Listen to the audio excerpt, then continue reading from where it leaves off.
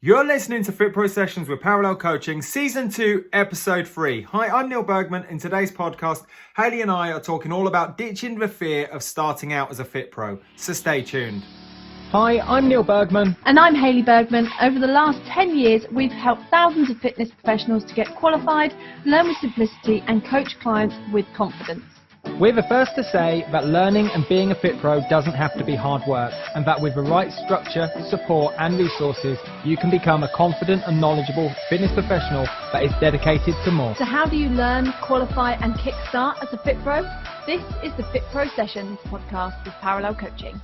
If I rewind 15 years, that's a long time. The amount of internal hang-ups that was in my way, I was in my own way of starting out as a FitPro, even booking onto the course. Yeah. And once qualified, actually getting out the gates and getting going. And again, if I rewind to say the beginning of Parallel, 2011, 2012, I reckon we could have started a lot sooner if it wasn't for the internal hang-ups we both had. They hold you back, don't they? This internal dialogue that keeps you stuck. Yeah, this fear of success, this fear of failure, your own confidence, self-worth, self-belief, imposter syndrome. And that's what today's episode 3 is all about. So if you are thinking about becoming qualified, in the process of getting qualified, newly qualified, or maybe you're kickstarting, or maybe you have kickstarted. So I'm going to just... Maybe you've been in the industry for years. The whole spectrum of fitness. The main thing is, if you doubt yourself, if you're at a point whereby you're like, why would anybody listen to me? Why can I be the one that does this as a FitPro? Do I have the skills to do this? If you've had any of those comments or anything else in your internal dialogue of your mind, this is the episode to listen to. Completely. So, Season 2, Episode 1, we talked about, it's for FitPro beginning, start with the end in mind and really understand why you want to become a FitPro. Then last week, Episode 2, we had all the common questions and the feedback has been phenomenal. And I am super looking forward to this episode because I think it gets into the nitty gritty, the nuts and bolts of what it kind of encapsulates, episode 1 and 2, but what's stopping me? And I believe this is the thing that stops the most amount of people. It's not necessarily the things outside of us, like our time and our job and our money and family, although they are factors, and it's not even knowledge related half the time. It's the stuff inside our brain that says, I can't do this. I'm not going to. And why I think we're qualified to be able to talk about this and put it out on the podcast is we get that very thing as well. Absolutely. Recently, we've been doing this game inside fitness for like 15 years odd. Between us, 30 odd years of experience. We've been in parallel for almost a decade. Yet even in the last week, we've questioned our own ability. Well, how long did it take us to start a podcast? Yeah, completely. And like the amount of internal hang-ups we had about starting that, certainly I did, whereby I was like, who am I to create a podcast? Who would listen to me? Who would listen to us? Yeah, and yet we are close to 15,000 downloads, which just blows my mind. So I hope you must be enjoying it. Yeah. It'd be really good to hear, what is the biggest takeaway you've had from FitPro Sessions so far. Yeah. But it goes to show, it doesn't matter what stage of your journey you're at, you're going to have these internal hang-ups of, why, am I capable of this? Am I going to be able to pull it off? Will people like me? Will I like doing it? Like, your own reasons will be very individual. And they're usually very emotional reasons as well. They're usually like this spiraling effect of emotions and feelings, but not necessarily based on the fact of the evidence that says that you can do it. Say that again, that was great. I love that. It's based on the feelings and emotions you have, not necessarily the fact that shows you can do it. So the fact, let's take the podcast example here, we were at 15,000 downloads. We wouldn't have known that if we hadn't started it. Yeah. But in starting it, we can now see the facts and we've got the feelings and emotions to go, yes, I can continue. But at the beginning, the feelings and emotions would have been so easy to listen to. If we go back one step from there as well, like take a new FitPro, they've got their certificate, they've worked a lot of time, energy and effort, they've put a lot of money into that as well. And you've been tested to a standard and you've passed and you've got this certificate. Wicked. That's the fact. So you own that knowledge, you own that information, yet we're now moving forwards with a set of thoughts, feelings, and emotions that says, I don't think I can do it. Yeah. I'm not confident enough. I don't know if I don't know it. I'm not going to be able to pull this off. Yet the facts are that you do. But you do know it. and so we're acting off of a set of thoughts, feelings, and emotions, which is perfectly normal. I want to highlight that. That's perfectly normal, and that's okay. Yeah. But we've said it in previous episodes that a thought is just a thought. I like to see thoughts a bit like clouds. Nice. Okay, so imagine one thought is one cloud, and the more kind of negative thoughts, I suppose, around fear of failure, fear of success, lack of confidence, have I got this, imposter syndrome, who me? These are, why me, why now? These are all clouds, and suddenly you've got a very cloudy day. Yeah. Okay, but those clouds aren't real because they can just flow through. As quick as a thought comes, the thought can go out of your head as well. Well, I like that. It feels really real because I have days whereby it's quite a clear sky and days when it's pretty stormy. 100%. Yeah. And I think that's normal. And I think it's a recognition that is just a thought, and that thought conjures up a set of feelings of worry, of unease, of overwhelm, and loads of emotions we could attach to it, and you'll have your own you'll be able to articulate that yourself, but you'll have these cloudy days and feelings, and then we act upon those as opposed to kind of going, or we don't act upon them, completely on the sunny days. But it's knowing that actually you can't, you kind of almost shouldn't act upon your feelings because that's not the facts here. Yes. That might be how you feel in the moment, but in 5 minutes time you might feel totally different. Yeah. You could go and read something online, or perhaps even listen to FitPro sessions and think, oh, my state's changed. It's a physiological state. The clouds have gone. And you're like, oh, I can go and do it now. And suddenly you feel all motivated and inspired and ready, and you have these amazing ideas that come flooding in. And then you start it, and then some of the clouds come back. Some of that self-doubt comes back. You start going, oh, right, I've got a client. Now I need to plan for them.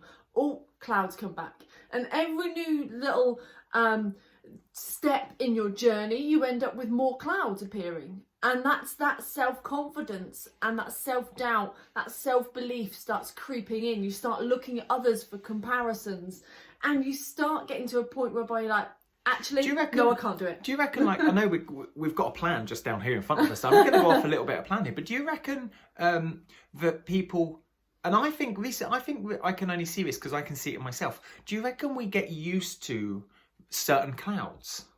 So what I mean by that, let's take it from a revision or learning perspective. So you're learning, you're maybe don't know where to start, there's lots of information, don't know if you're going to remember it all, and so these clouds come in, whereby they represent, am I going to be able to remember all this? I'm worried about my exam. Their problem right now is about passing. And so we learn to, dare I say, like and love that little storm. And we get comfortable inside that little storm. Oh, so we get familiar with our cloud cover. And so why would we want to necessarily pass or book the exam and move forwards to fully qualifying? Because now, once you're qualified, that is a very clear sunny day. It's like, hallelujah, like amazing, like, wow, I did it. And now all of a sudden you're faced with a completely different set of clouds. That right there.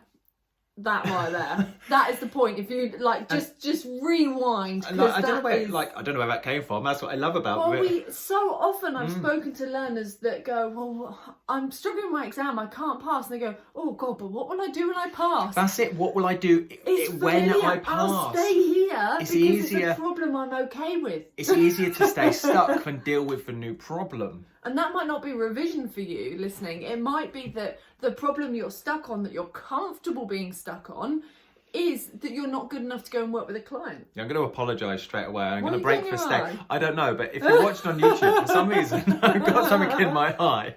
I do apologise. I'm not crying. But let's fast forward. Let's say you've just qualified or recently qualified for certificates here. You've got a nice sunny day. It's like, yes, I've got it. I'm going to go and help people. I'm going to go and train people. And now you start to sign up a couple of people. People start to get interested. And now suddenly a different set of clouds start coming in again.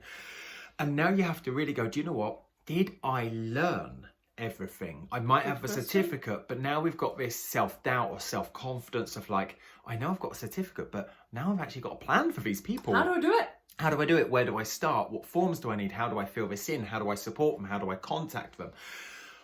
And suddenly there's this like whole list of questions that lead to a new set of thoughts, a new set of feelings, a new set of emotions, and a new cloudy day. And to be honest, I think this ends up, all those questions end up taking you further away from why you started in the first place. Wicked. You've brought us back on track with the segue.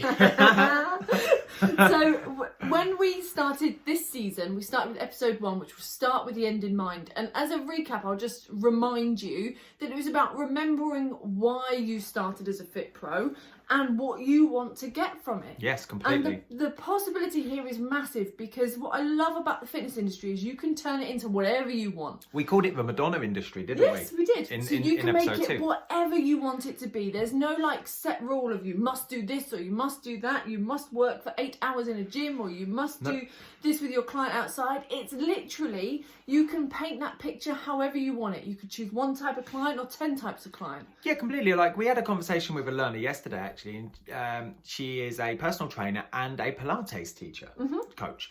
And there was this kind of notion that she could only ever do like one thing at any one time. But she really wants to do Pilates, but she also wants to work kind of from more of a personal trainer aspect and do like more fat loss and weight loss with clients. I'm like, that's cool. Why don't you do both? Like, you could do like 6 weeks with Pilates and then focus your attention and do like 6 to 8 weeks over here, and then, you know, by which time you're building up a new a different audience, and then you're going to go back and you can just cycle between them, and they really do have the very similar message. Maybe the training sessions are a mixture of the both. And maybe the training sessions are a mixture of both. You know, what's to say you can't kind of amalgamate these two things, and suddenly that's you're just helping clients get fitter, happier, stronger, faster, meaner, leaner.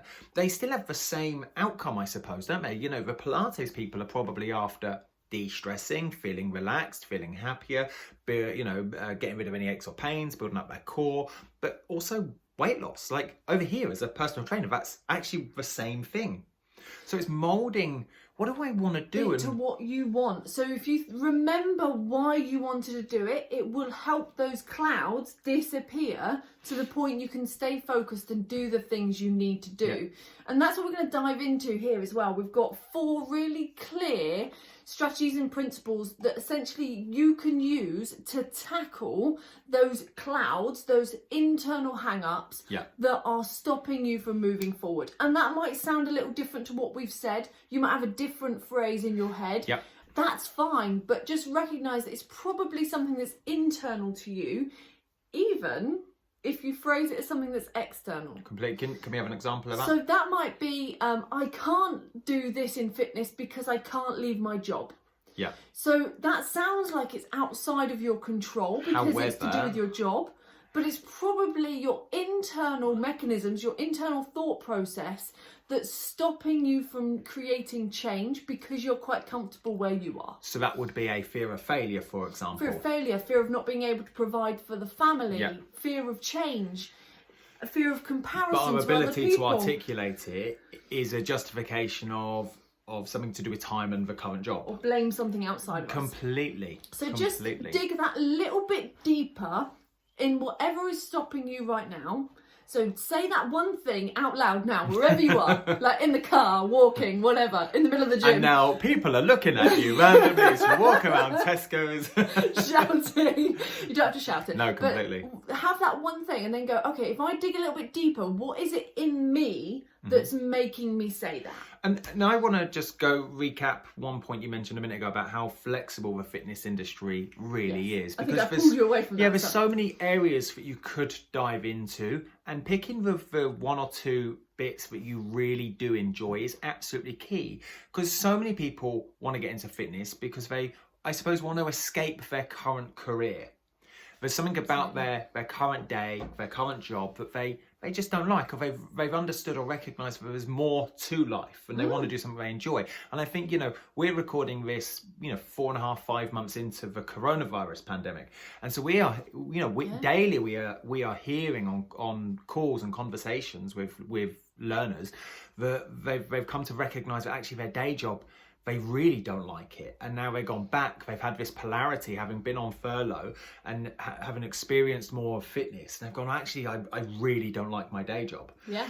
My message here is don't go into fitness and build something, again, equally that you don't like. Just because it's in fitness, you assume it's going to be all bells, all singing, all dancing. Yeah. But if you don't enjoy that element of fitness that you're doing, you've literally replaced one job that you potentially don't like for an area of fitness that you once did like and now you don't like. And the spark disappears. And the spark disappears. And unfortunately see that an awful lot. Yeah. And it just because you made a decision at the beginning saying, I love boot camps, I'm going to do boot camps, doesn't mean that a month into it that you go, I don't like boot camps. I don't like boot camps, actually. Teaching this ain't for me. I prefer one-to-one in a gym or whatever it might be. I prefer yoga. And you end up doing something different. But remember, all the knowledge you've already acquired helps you get to that place so you can make another decision and another decision. And this reminds me of, like that cheesy quote of it's not about the destination, it's all about the journey. Yeah, nice. And that was cheesy, the next like cheesy, but that's the next part of our plan for this session is it's not what you thought it was going to be. Yes. And so many people get into fitness having had their own transformation, they get qualified, and I think even the process of getting qualified, it's not what you thought it was going to be. You didn't think that you're going to have to learn anatomy and understand that anatomy and principles of exercise is actually the key to getting the results. Yeah. And then you're going to have to think about behavior change and the elements of nutrition and understand the, what's inside a protein. Like, it's not what you thought it was going to be. And then you get into that point of being qualified, and now you're like, it's not what I thought it was going to be. As a client, however many months previous or years previous, when you had your own kind of wake up moment within fitness, whatever that catalyst was. Yeah, totally. Looking from the outside, looking in, it was like, wow, this looks amazing. This looks great fun. Like the coach is just got the best job. I want to do that. Well, I can love see training. myself. Can you imagine if I was training all day long like this coach is? Completely. and now you're qualified and you're like, wow, where do I start? It's a very, very different. And the fitness industry moves, I believe, incredibly quick in terms of how you get clients, how you pick up clients, what's in kind of a trend, what's the focus point of the current hot topics. Yeah. And so it's like, it's not what you thought it was going to be. And I think that, again, it was this big wake up call of like, oh, wow, like, where do I start? And again, that just hits that kind of that internal chatter of am I going to be able to do this? Why me? Like, I don't think I can do it anymore. Yeah. I don't know if I've got that knowledge. Don't know if I've got it. I don't know if I've got it. And you might be like, well, why me? Why am I the person that's got to go and do this? And why do I have to do it right now? So you might have all of this idea that you want to go and become a FitPro, but then have the hang-ups yourself of the why me, why now? Yeah, 100%. You always say, this is Neil's reply. You might tell. Do you want to do it? No, go for it. It's your reply now. If not now, then when? And if not you, then who? Completely. Like, if not now, then when? When are you going to start? When are you going to do it? Because, and if not you, then who? Because if you want to be the person that helps, I don't know, guys 30 to 50-year-old just like yourself and liberate their lifestyle and tackle belly fat, then if you don't step up to the task of a plate, somebody else will. And that's what you came into the industry for, right? So that was your why. So if not you, then who? Make it you. Yeah, and if not now, then when? Like, what would have to... I think this is a world-class question. Yeah, world-class question coming up. What would have to be different in, say, 3 months' time compared to today for you to start? So when you say, I'll do it later, I'll do it when this happens, I'll do it when the kids go back to school, I'll do it when something happens. Like, I see that, I'll be honest, I'm going to call a little bit of BS on that and say that's just a delay tactic. What would genuinely deep down have to be different between your right ear and left ear for you to start today? If not now, then when? Versus 3 months' time. If not, then when? When? When? Do you like, seriously? Yeah. Because if you don't do it, then somebody else will, and you'll be sitting there going, I had that idea. That was my idea. Yeah. Like, I could have done that. And I've heard so many people in the industry. You know, we joined like 2005 time-ish, yeah? Way before Joe Wicks was even qualified, way before James Smith was even qualified. Yeah. Right? And they turned up.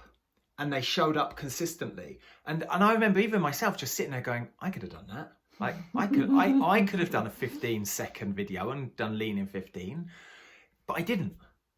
Okay, I didn't. If not you, then who? If not now, when? Yeah. Love that. And it's the person that goes, do you know what? I'm putting all my money on me. I'm betting on me. I've got this. Exactly. And you might not know all of the hows, but you know the whys. That's the most important. I love that. You That's might not know all exactly of it. How am I going to do this? How am I going to go make that plan? How am I going to reach that client? How am I going to get on my client? I don't know. You don't know right now. You don't need to know the hows. You just need to be fueled with that fire that says, I know why I'm going to do it. And it's going to be me. And if other people step up to the plate, I'm going to get there first. I'm going to pull out my highlighter pen for that because that is awesome. I'm going to put that flag in the sand and say, bam, that's me. That's me, baby. I'm over it. I'm running. I don't know how, but I do know why. I do know why. Love it. Right, on that, we're moving on to the principles because this first one links so well. And it's another one of my, I love saying this, don't die with your dance still in you. Principle number 1, don't die with your dance still in you. Exactly. You know, I love this because it just shows that we all have a want, this spark, this dance inside us, the why that you decided to become a Fit Pro. You have that. Even if you're like, oh, I don't really have a message, I don't really have a background. You have a reason why you decide to do it. Whether that's to help a particular type of client, or it might be a really selfish reason in that you love fitness and you want to do it all day long. That's lovely. It doesn't matter what your why really is. It could just be that you wanted to create a gym chain and create a shed ton of money and just live a really fruitful life with your family. Or that you've got back pain and you don't want to sit down at an office desk anymore. Like your why is your why. But if not you, then who? But you've got this dance in your belly and you want to get that dance out on the dance floor. Okay, now you might be thinking that's a strange thing. I'm not very good at salsa or the tango and all of that. Dance is not my thing. But you understand that there's this little dance is your why. This little spark inside your belly right now, and you know deep down what that spark represents. And there's something holding you back from that little spark becoming a flame, and that flame becoming this roaring fire, and this roaring fire being almost out of control, that all you want to do is get on the dance floor and show and tell and shout and scream your message to as many people that will listen, and even those that don't want to listen as possible. I suppose that's what we're doing right now, right? Yeah. They get the message anyway. They get the message anyway. Whether they want to listen or not, we're just going to keep putting out that same message, that beat until you get an inferno. Until you get an inferno, and enough people start to go, do you know what? I like this person, I like these people, they resonate with me, I'm going to follow them, and you create this tribe. Yeah, but don't die with the dance still in you. You've got that spark, and you know, if you're watching this, you can tell I'm looking at you right now. Yeah. What is that spark? What is that dance? Don't ignore it. Let that dance come out. Get on the dance floor and start creating your tribe. You don't need to know the hows. If not you, then who? If not now, then when? Ready? Let's go. And what I also love about this is that so often people will say that that's really what I want, and they're really excited. They know their why, and then I hear one little word. Which is? But. But this, where I am now, is familiar and it's comfortable. Yeah. So for one reason or another, you might hate your job, right? You might absolutely hate it. But it gives you a certain income stability, or you like the structure, or whatever it might be. So it's familiar and you like it. But are you happy, and are you living that spark? Are you living that dance that is in you? Like exactly Neil said. So just think, like, if you don't do it now, well, that comes back to like that fear of to get there. You know, what would have to be different? I think that's like you say about like that's like fear of the word scarcity came up for me, because in your current situation there's a lot of certainty, and when you take that away and you perhaps hand in your resignation, or you want to move, or you want to go into a club, or you're thinking about getting back to work after having had kids, whatever your story is, there's this point of like fear of failure, fear of success. I think fear of failure is the bigger one. And I think also, what if this doesn't work? What will people think of me? What will I think of myself? And with that fear, quite often we think success is a this or that situation whereby I can either be happy, or I can have stability or money, or whatever else it is that you value. Yeah, completely. So you go, well, in my job now, I have this.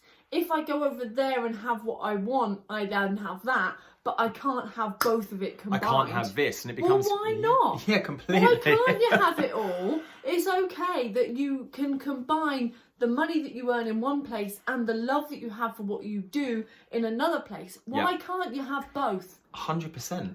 And I think... It's not a starving artist situation whereby you're doing what you love but you can't get paid.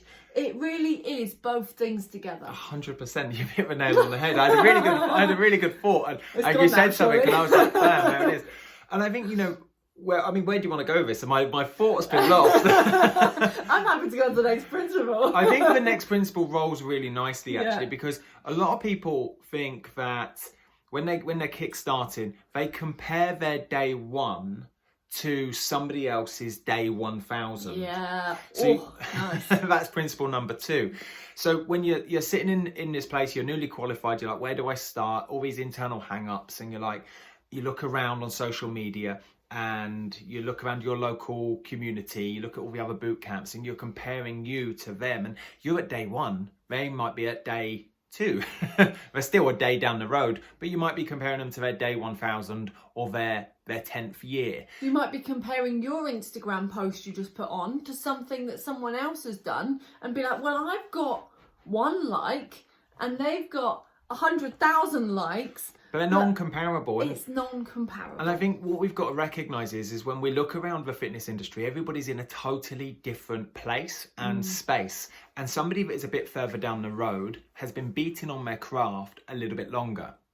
Okay? And what I mean by that is they've, you know, take us, for example. You know, we've been blogging 2 to 3 times a week for consistently almost 8 years. There's literally hundreds of blogs. So if you've just written your first blog and then you compare it to, say, one of ours, there's no comparison to be made almost, because we've made so many mistakes and had so many successes along the way of writing blogs, and we've changed. I mean, it's been incredible, right? But we've been beating on our craft to know what is working right now.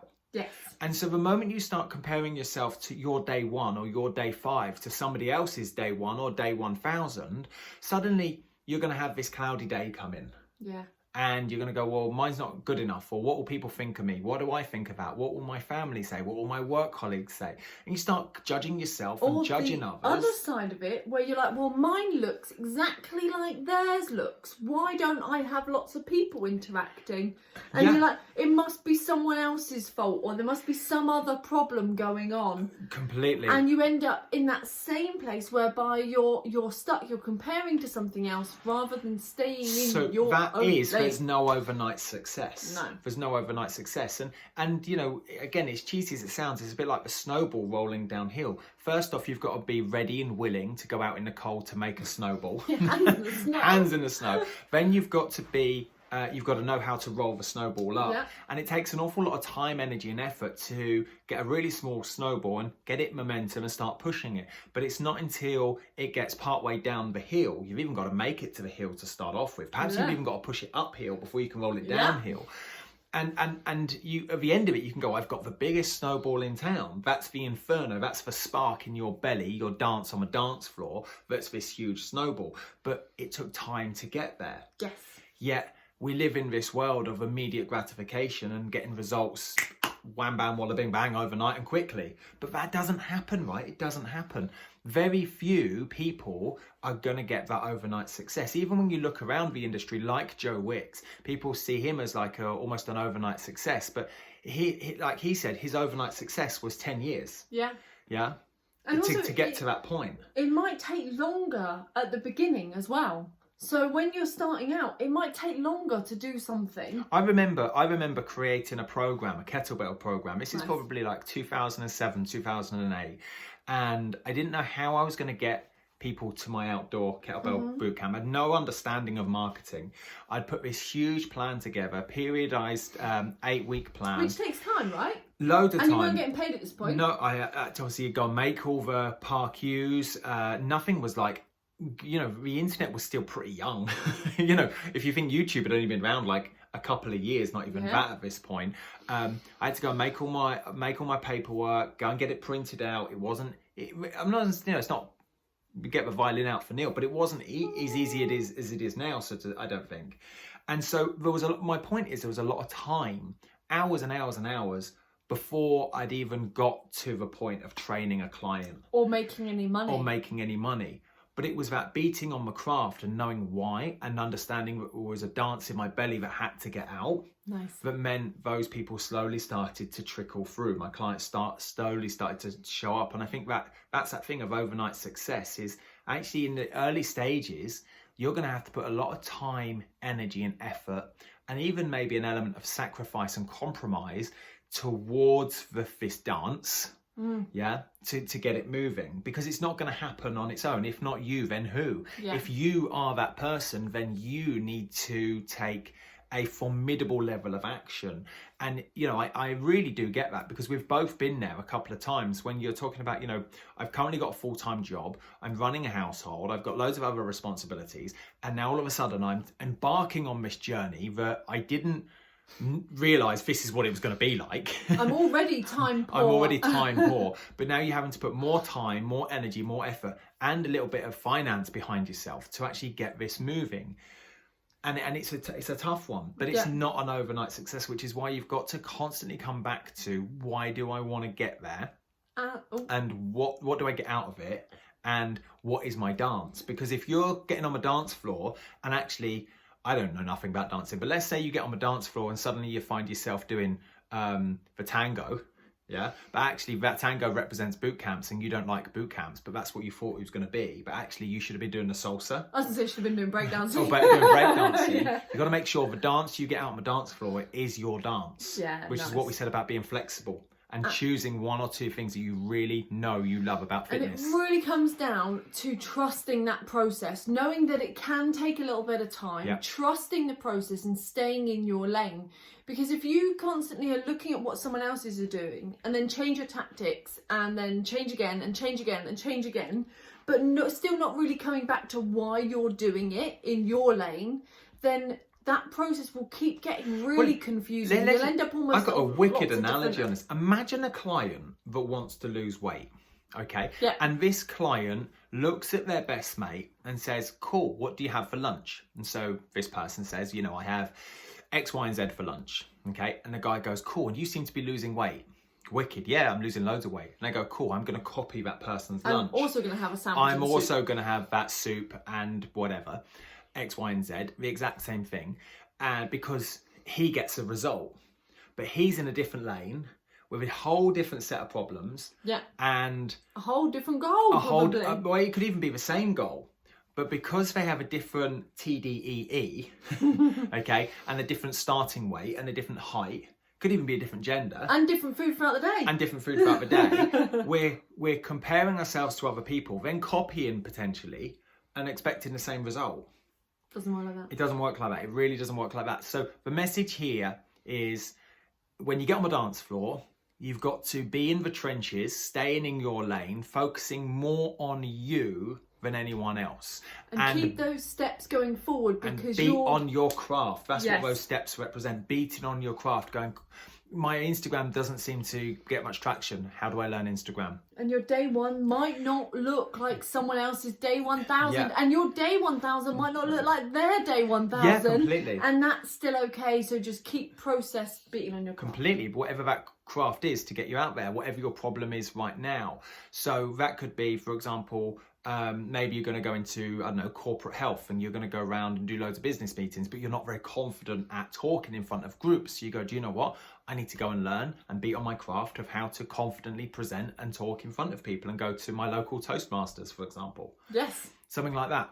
Awesome. So get in the trenches, enjoy being in the trenches, and stay in your lane, because the more you do that, your confidence is just going to shoot up. Yes. 100%. Just keep doing it. It doesn't matter if it feels like they want us to just keep The more you do something, the better you get. If I want to get good at reading, I read more. If I want to get good at running, I got to run more. If I want to get good at swimming, I got to swim more. If you want to get good at kickstarting, you got to kickstart more and get in the trenches. Exactly. Principle number 3. Let's move on to 3. Undo 12, is that correct? Yes. Eins, zwei, drei.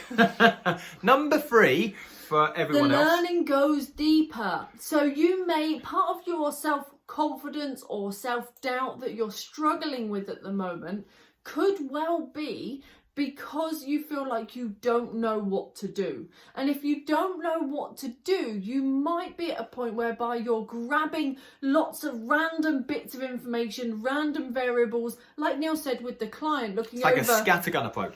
Like Neil said with the client looking over and saying, oh, you had soup for lunch, I'm going to have soup for lunch. You might be doing the same with your planning with your clients. You might be doing the same with how you structure your package or your program or your signature program that you're going to offer. So you end up in a place that is random. Something I hear, I'm going to pause you. No, you no, go. no, Yep, no, yep, no. yep, yep. I want to get it out. So you end up in this random place, and the problem with random is that you've not put any theory into what you've done. Yeah. So if I roll a dice and say, cool, Neil, that means you've now got to do 5 burpees because there's 5 on there, then how does that mean that I can guarantee you will get a result when all I've done is roll a dice? Anyone could have done that. Anyone. And then you get that Yeah. process whereby your brain amazing. is whirring around saying, anyone could have done that. Why would someone come to me? I'm only rolling a dice. It doesn't matter. It's not going to help them get the goal. Enter cloudy day. Enter very stormy day. Completely. You were going to say something important. It's amazing how many, no, it links so well, I think, because it's amazing how many people reach out and they go, cool, I've done my coursework, I've done my LAP, I've done my case study, but what do I do in the real world? And my answer is, well, what you did with your case study had the client's name, their date of birth, their address, and then it went into a client consultation of their goals. It understood some testing, some static, dynamic, objective, subjective testing. Then you established what they like, what they dislike, their relationship with food. You did a food diary, injuries. You maybe did a posture test, maybe did a squat test. And then you started to move through, and they're like, cool, yeah, but what do I do in the real world? Like, you don't do that for a real client, do you? I'm like, yes, you do. Why wouldn't you? That, like, what you learn is not the only way, but is a recognized strategy and it's a principle, it's an approach to take. And I think, a lot of people see the coursework or the LAP as kind of this tick box of like, yes, I've got the certificate, as opposed to seeing it as that's actually the one of the processes you're going to adopt. And I genuinely believe it's such a simple way. Maybe that's the problem, is that actually because it is so simple, in terms of you're given a pro forma, a document to just almost fill in, that if it was that simple, it wouldn't work. And so it's not to say that's the only way that's going to work, or the best way, in fact, it's going to work, because some of the pro formas you get from, say, Active IQ are different to, say, YMCA, slightly different. However, it allows you to go forward on your day 1 and go, this is what I'm going to do. And by your day 50, you may have tweaked it. And by your day 100, your dance would have come out and gone, well, that's not really relevant anymore. I'm going to use this and this. And I'm going to change this on my PARQ and put this in. And I'm going to make that happen over here. And I'm going to do this particular set of testing because I'm really interested in what happens at the ankles, knees and hips. Yeah. Yeah. I'd say you need a process to follow. So you need this strategy whereby you go, these are my 8 steps that I'm going to follow with every client. It starts with consultation, blah, blah. It starts with this, does that, go into this, I do this plan, I do that plan. So you know the steps that you follow to create your plan and create what you're giving your client. And then you might do that a few times and be like, oh, actually, if I move step 6 and step 7 around, that works better for me and for my clients. Now, the individual detail of all of those are obviously different for every client, but the structure in how you put it together is your strategy. That's the skeleton. And then the meat on the bones is your planning that's different for every single client, but the skeleton will be the same. And when you don't have a structure or a pro forma, you come into a client session, and because you've not got this plan where you are confident that you're going to follow X, Y, and Z, or do consultation 1 and it looks like this, and consultation 2 and it looks like this, and then we go into this, and you know the timeline of events, the client now starts to take control because they want to have a little bit more certainty. And so the client says, well, I usually sprint at the end of my runs, I usually do this at the end of that, and that's what I want to continue doing. And they almost become the the expert for the coach. Yeah. And because you've not got a very clear, confident strategy to move forwards with, you start how you do it. Of how you do it, you start to let the client continue doing what they're doing. And now, correct me if I'm wrong, that's the definition of insanity. The client has a problem, but they want to continue doing what they're doing, but also get a different result. Yeah. Okay, we're not going to be able to say that one again. No, don't say again. But yes, does that make sense? So the Yeah. client is now dictating, I suppose, some of the way forward, as opposed to you of a coach. Don't get me wrong. You got to recognise and see life through the client's eyes and step in their shoes. And sometimes you got to give them a bit of what they want. But they've employed you for a reason. Is to get them a particular result. Exactly. And so you've got to show up with a set of skills. Yeah, that's what you've learned. So you've learned so much knowledge. You've learned so much anatomy and physiology and nutrition, and all of this really important information is now about applying that and diving deeper with it. So allow your learning to continue. Allow yourself to recap. You've hit the nail on the head here. here. Most importantly, before you hit that nail right in, we're passionate today, aren't we? Oh, we are. Is to apply it. So you've now got this great big bank of knowledge in your brain.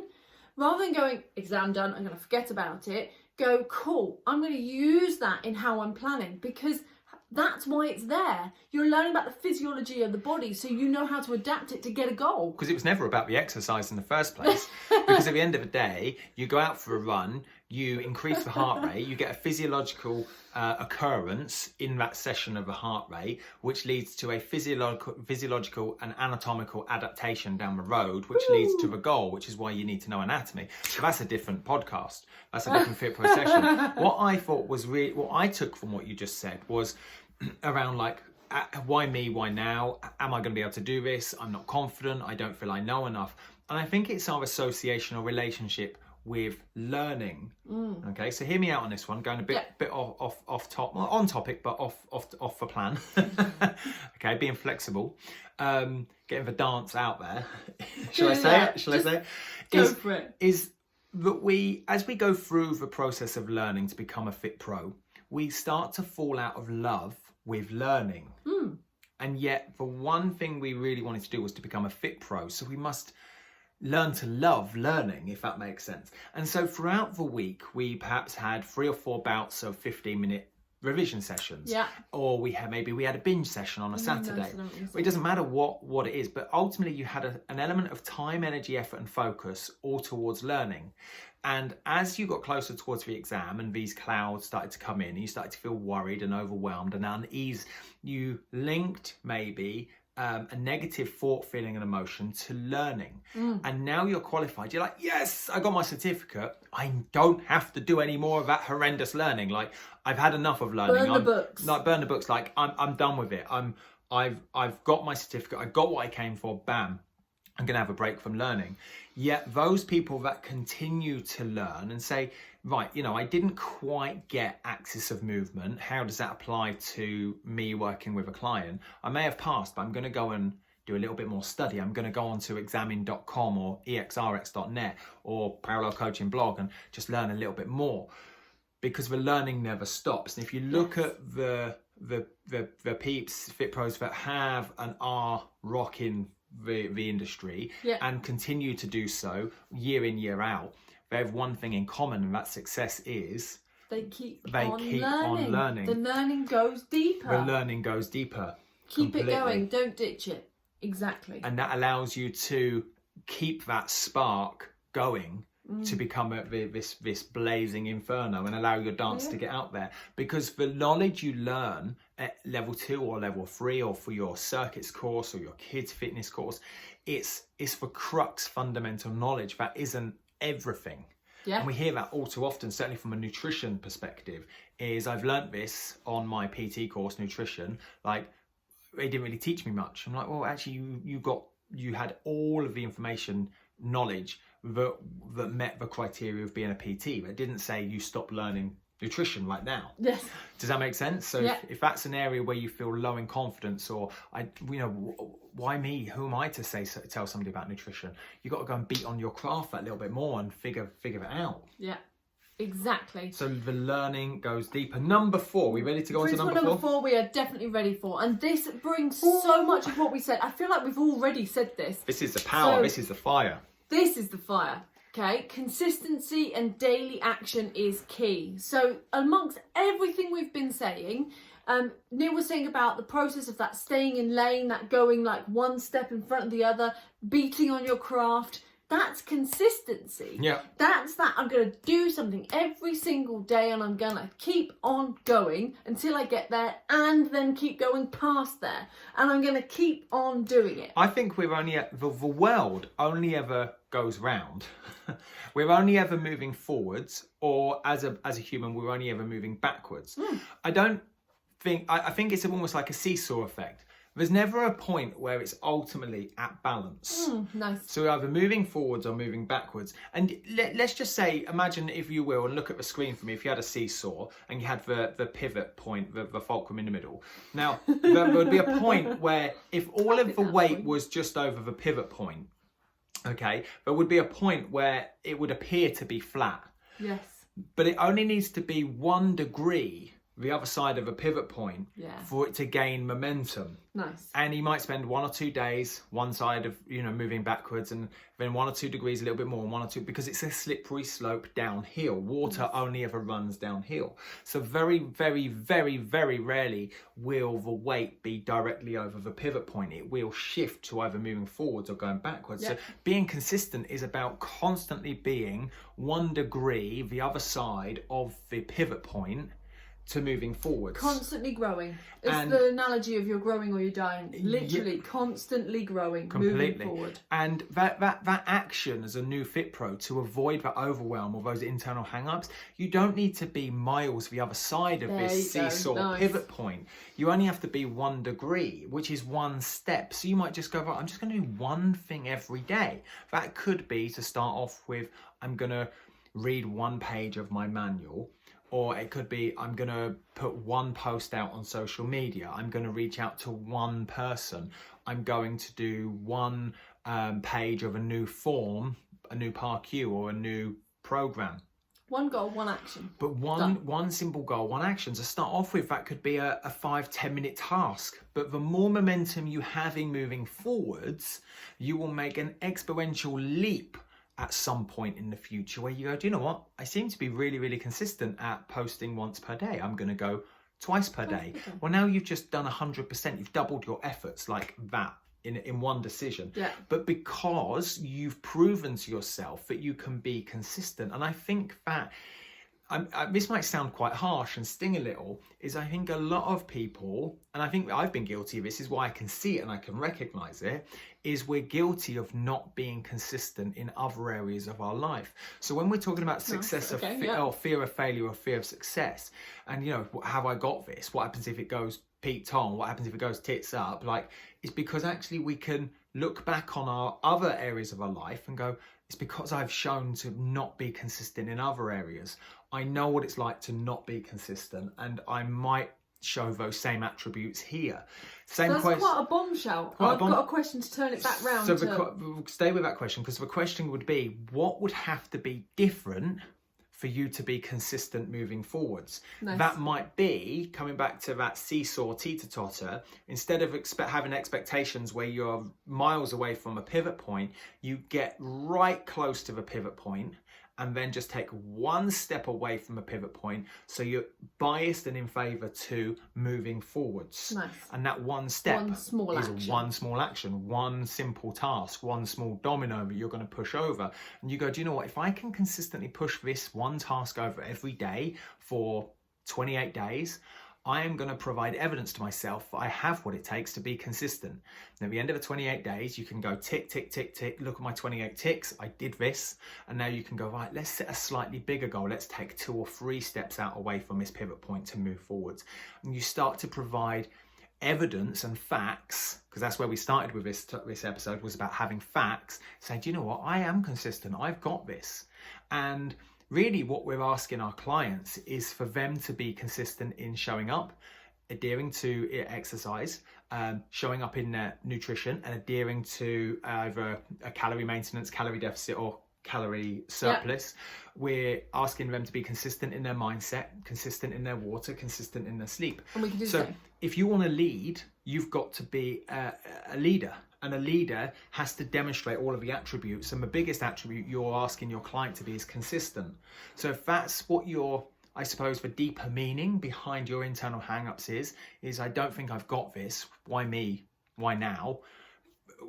I don't know if I can do it. I don't know if I've got that knowledge. That's the one I want to dive into in a second. Is get back to that pivot point and just take one step. Nice. Go for it. Awesome.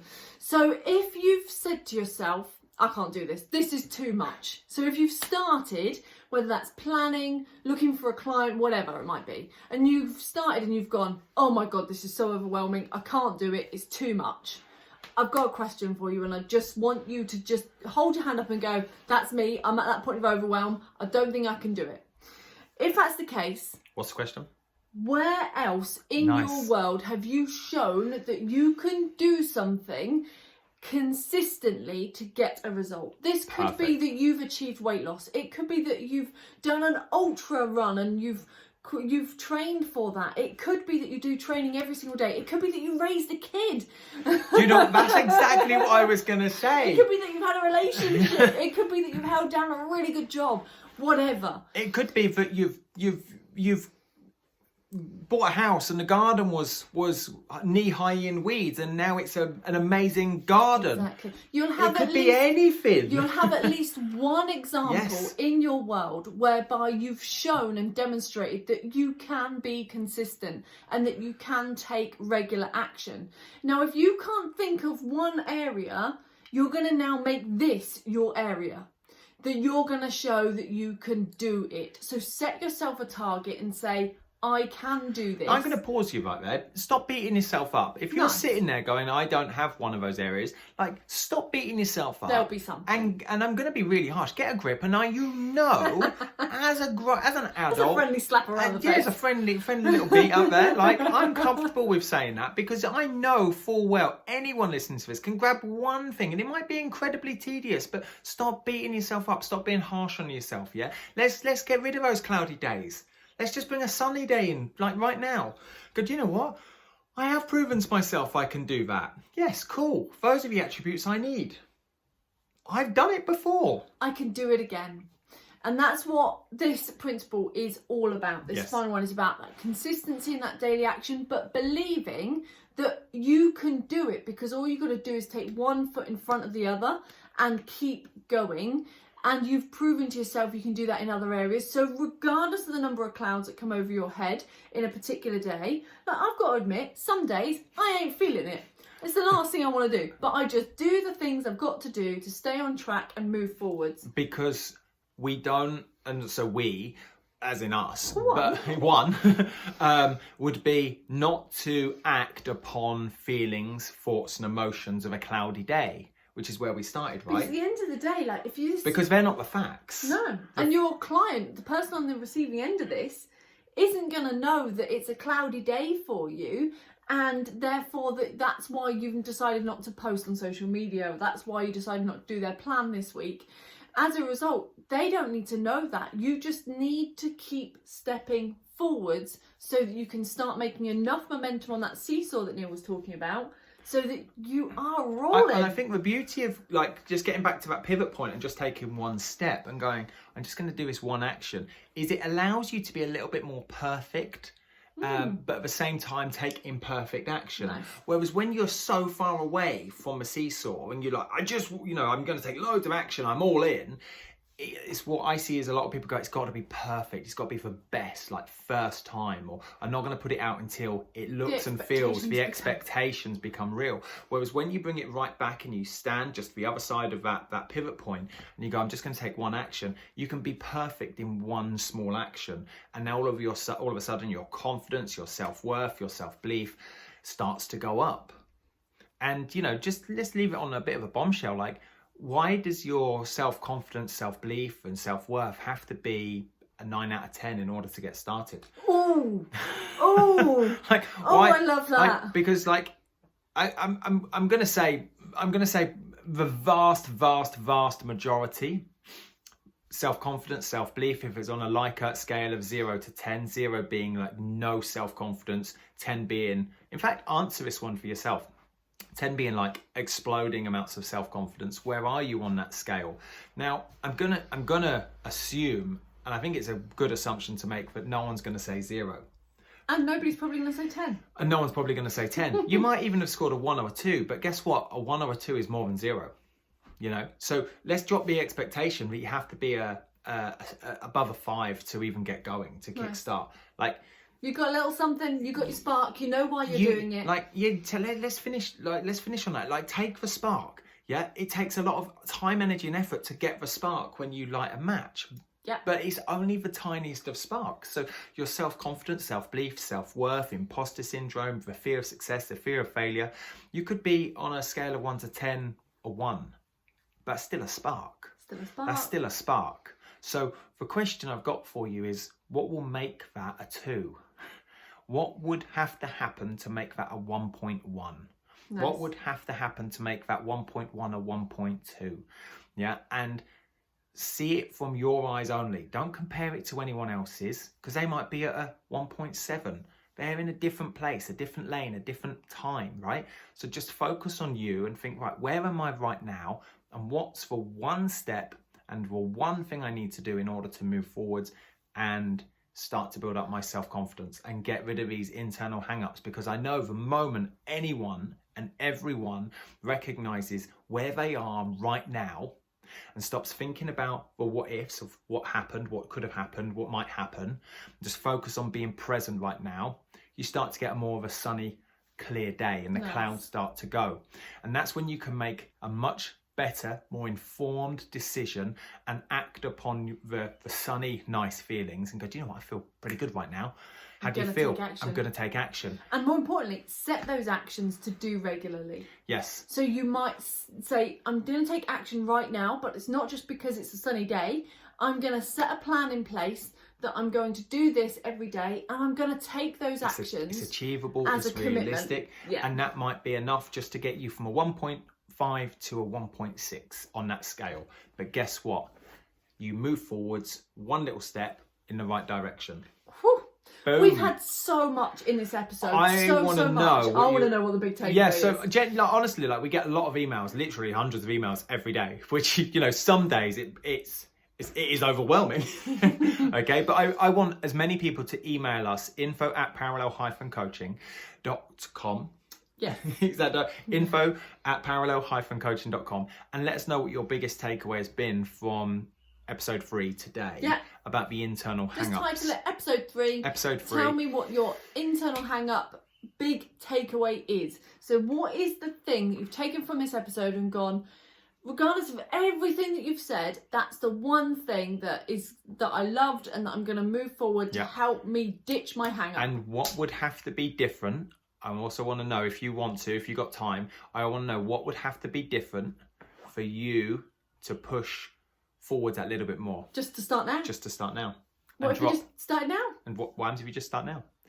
We will see you bright and breezy next Thursday for the final episode of season 2. Yes. Which is all about... It's all about more of the external things. So this is a lot of the hows. Yes. So that you kind of got over the internal stuff, keeping you still. And now we're going to help you with some of the very clear hows so that you can literally take that action without stumbling over a load more clouds. So season 2, episode 1 was all about the why. Yeah. Okay, starting with the end in mind and getting that spark.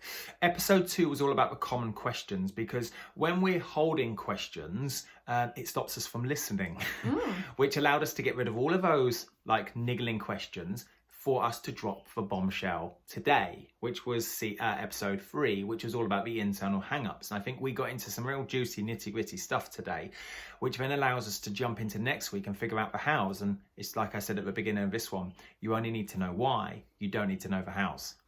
We'll see you next week. See you later. Bye.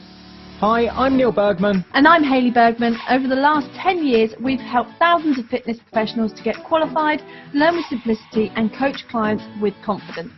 We're the first to say that learning and being a FitPro doesn't have to be hard work, and that with the right structure, support and resources, you can become a confident and knowledgeable fitness professional that is dedicated to more. So how do you learn, qualify and kickstart as a FitPro?